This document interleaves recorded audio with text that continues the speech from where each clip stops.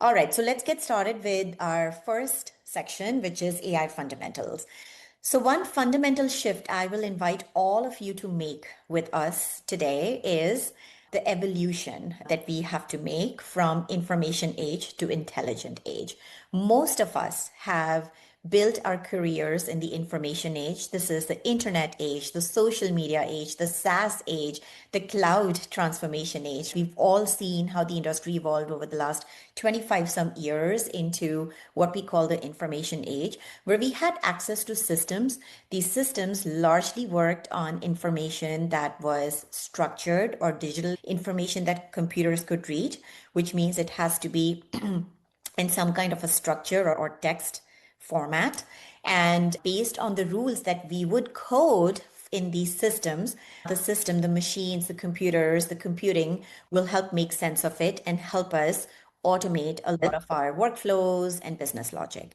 That's the information age where we all have spent majority of our time. How we all have to start approaching things differently is that we are now in intelligent age. We're no longer even moving into it. We're already in intelligent age, whether we like it or not. A lot of the systems that we use are already pushing the transition from information to intelligent systems. And what this means is that we have access to now a machine, a system of intelligence that has the level of cognition that matches what humans have. What this means is that machines are no longer limited to just work with structured data, just text kind of content. It can work with unstructured content, or let's just say modalities, multiple modalities of content. So that means machines can now understand your images, your voice prompts. If you compare your video, so this is where machines are able to work with multiple modalities of information compared to the information age. The second major transition is that you no longer have to hard code every single rule and logic or every possible scenario for the system to make a judgment or make a decision or take next best action. The machines now have the intelligence to comprehend content beyond what's been coded into it, what's been prescribed to it, and work off of its broader intelligence to reason with it and then generate something out of it. And we've all seen that. That was the first wow factor when ChatGPT came out. So this is where you all have to, I invite you all to make this transition that you're no longer limited to a machine that was hard coded and highly deterministic and worked on coded rules. You're now in intelligent age where the machine has the capability to work at the modality and cognition that matches that of humans, which means that when you're working with these machines, you're working with a system that matches that of another teammate that you've had historically. So when you start to make that shift, you start to use AI in a manner that you would leverage and collaborate with a human teammate. Okay. So what this means is with this intelligent age, like I already mentioned, you have access to multiple modalities of intelligence, not just to understand, but also generate information. It also means that as humans, we are able to collaborate with this machine to do a lot of strategic thinking, which means the cognitive load can be distributed and you decide in your workflows where it makes sense for the machine to bring the intelligence and where you continue to keep yourself in the loop. And then as part of that, how are you going to leverage the systems that are available to you to start to create, whether it's content, whether it's websites, whether it's code, doesn't matter. Some of you talked about going public and what kind of forms you're going to fill.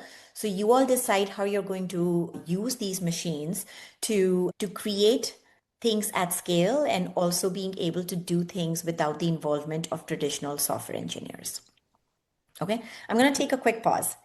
Any reflections on as you start to think about making this transition to intelligence?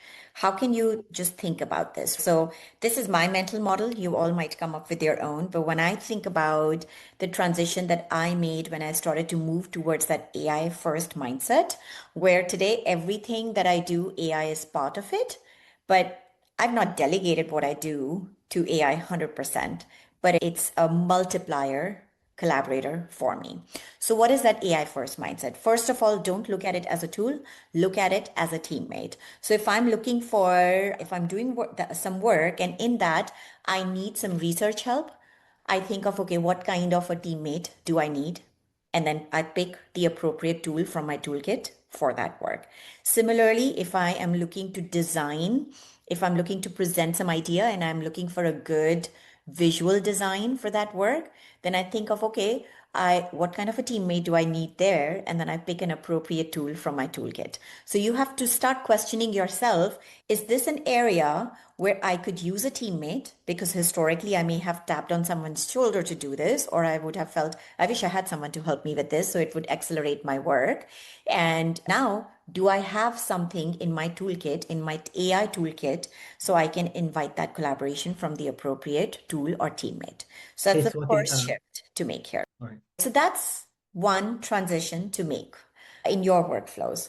The second transition that I think of very intently is that instead of, if I am a product manager and if I'm designing a system, if I'm building a system, instead of building a system where I plug in AI here and there to make incremental enhancements, I think of now building a system where if AI was there from the beginning, how would I design and build a system instead? So a simple example is if you have an application, most companies I've seen will take this concept of we have all this data or we have all this content and we'll build an agent so people can ask questions off of this content.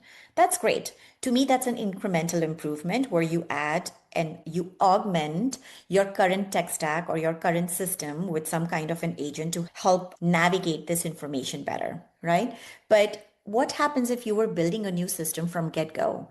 If you were building a system, let's say if you were building a project management system, I would start with even a chat first interface so people can come in and just say, hey, I am looking to manage this project. Help me come up with a list of tasks that I can use as a starting point and what's the best way for me to organize all of my project management tasks.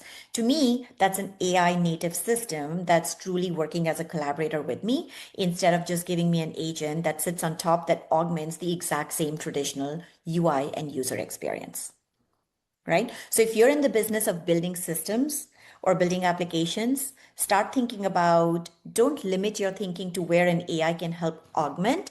Rather think if you have an opportunity, can you actually just redefine user experience altogether? The third shift I invite you all to make with this AI first mindset is look at your own business processes, your own workflows. And where in that workflow can you invite AI as a teammate? So now you have a workflow that's more hybrid in nature, which has a combination of humans plus digital workmates or teammates. So an example for that could be if, let's say, you have a simplest example that may resonate for everyone is the sales cycle, right? Traditionally, organization would have someone who would collect a lead. Some human would then qualify that lead. And then that human would go and gather all the information around that lead, feed all that data into the CRM. The CRM would then assign a salesperson. A salesperson would read the notes and then go contact the lead and then take it through the sales process.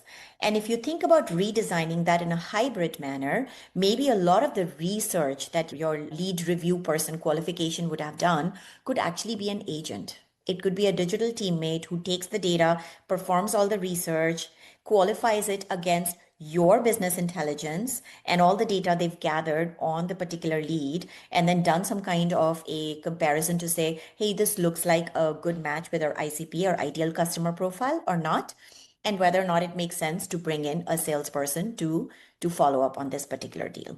Just as an example, right? So think about how you can redesign your workflows now that you have access to this level of intelligence that can perform at the cognition of a human, and what's the right mix of keeping humans in the loop in that process, because there is still a lot of value in keeping human in the loop and leveraging human judgment and human touch in the process. So just these are some shifts I invite you all to make depending on your role. all of these may apply or some of these may apply, but hopefully this is how you can start to approach this shift towards AI first mindset.